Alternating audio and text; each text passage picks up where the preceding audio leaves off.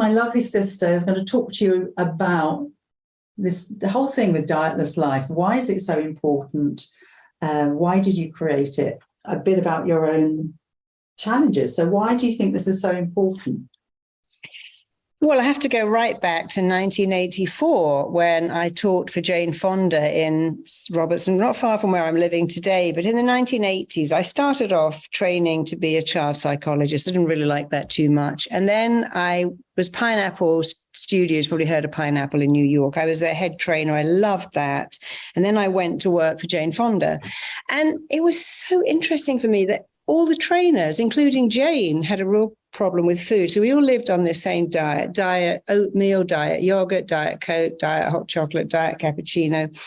And even then, because I'd been training in psychology, I was just fascinated and equally disturbed at what the weight loss industry was offering. It was like, turn up, do a punishing workout, punish those pounds. That was the slogan, punish those pounds, do a punishing workout, do a strict diet, do an even stricter diet, do a starvation diet, be good. Oh, I've been bad. Oh, I cheated. And I realized that the whole diet industry was based on abuse then, and it still is today, that all these years later, almost 40 years later, because I was an embryo when I was teaching for Jane, it's the same. It's so abusive. And I look at new stuff like Here's Noom, it's all new, but it's not new. It's the same. It's count calories, count steps, log into an app, every single thing you eat. Who's got time to do that? And I looked at it and thought, this is abusive. Diets make you hate your body. You try and force your body to be a different shape, a different size. You try and deny yourself things you like. You use pills or laxatives or workouts, all kinds of things, wraps, to sweating it out, to try and change the body you hate into a body you like. And even then I knew something, and I'm always amazed that no one else has jumped on it. The only way you can have a body you love is to love the body you have. And when you love the body you have, it's such a game changer because you start to eat differently. I see it with people who've been sick. They go, I've been really sick, and I thought I better love my body with nourishing soups and stop all that sugar because I got ill. I got problems with my heart, so I stopped eating a lot of bacon and fatty food, although actually fat is not a problem, it's sugar.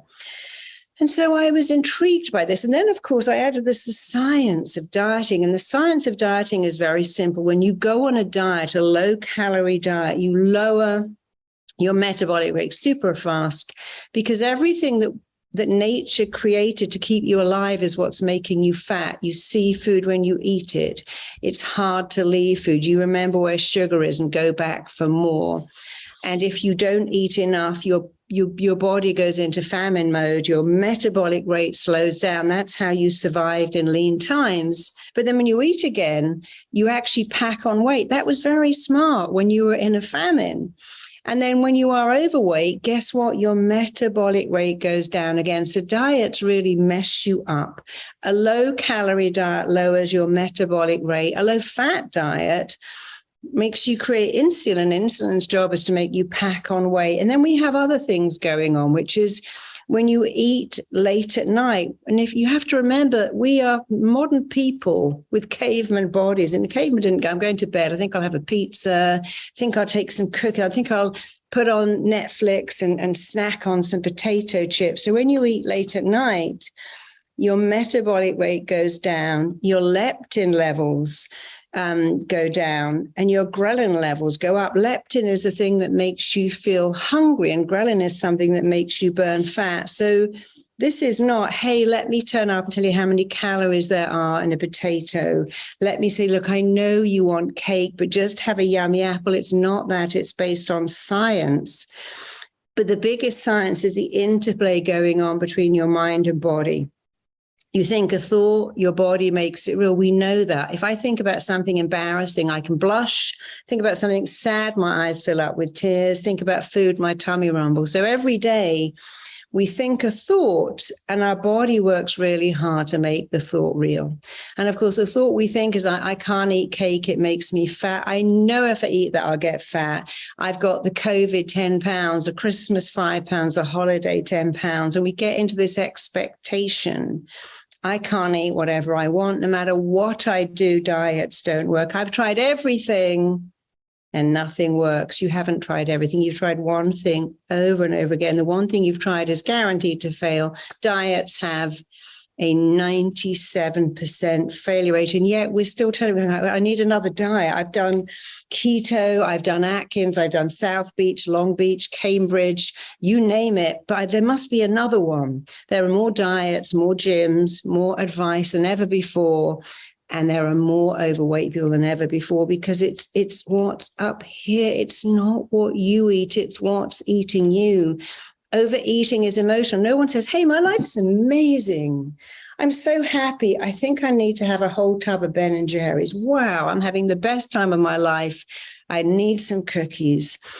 And when we're thinking, well, my life isn't great, we don't go, yeah, I need some spinach. I need some celery. I need a bit of grilled cod. We need the stuff that is fatty and sugary, because the mind goes back. It always goes back to what something means. When you're a baby and you got that fat and milk and cream and sweet stuff, everything was okay. And there is no food in nature that's half fat and half sugar. There's fatty food like olives and nuts, and there's sweet food like mangoes. There isn't a combination. The only food that's half fat and half sugar is milk, mother's milk. And so food companies are programming you all the time. Eat junk. They have something called the bliss point. How much sugar can you eat before you're physically sick? Some Costa coffees and Starbucks coffees have 22 teaspoons of sugar. And by the way, in 24 hours, your body can only use 3 before you go into fat storage. So I was looking at the science of weight loss, the science of overeating, using my therapy brain to work out, why do people overeat, looking at what food companies are doing to make you overeat. After all, we all know I'm loving it. I'm having a McDonald's Happy Meal. I'm buying some chocolate called Dream or Celebrations. And I wanted to unpick the whole thing and create a program that worked on your mindset, that worked on the interplay. There's an interplay that goes on between your mind and body. You think a thought, and an interplay happens, and you act on that thought. Your body is controlled by a powerful network of intelligence, which is influenced by your mind. But guess what? In hypnosis, you can drop into that network of intelligence. You can change your food preference. You can change your habits, your thoughts. You can think, I thought I loved sugar, but you know what? I'm so indifferent. I thought I loved fries, but I've noticed I actually really like vegetables. The things that you thought were impossible in our last cohort, it was saying it's amazing. I haven't had sugar. I don't miss it. I've stopped eating pizza. I'm immune to it. So I wanted to work on here, your mind, this bit that controls everything, the subconscious mind.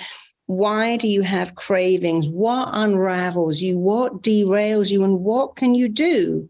See, it's all very well to go, yeah, well, I eat when I'm sad. I eat when I'm lonely. I eat when I'm stressed. We already know that. I want you to know how to overcome it, how to use your mind to make your body a super efficient fat burning machine. And how do I know it works? Well, first of all, I've been in this business for 38 years. My first book was called You Can Be Thin. To this day, it's still a bestseller. And it's not easy to have a bestseller in the weight loss market. There are so many. All my programs have done well, but I had an eating problem for years. I had a mother who wouldn't let us have sugar, hid cakes, hid everything, which made me just become crazy to find it. And I couldn't leave food. I couldn't even keep sugar in my house. I couldn't even keep a jar of honey in my house because I would eat all of it.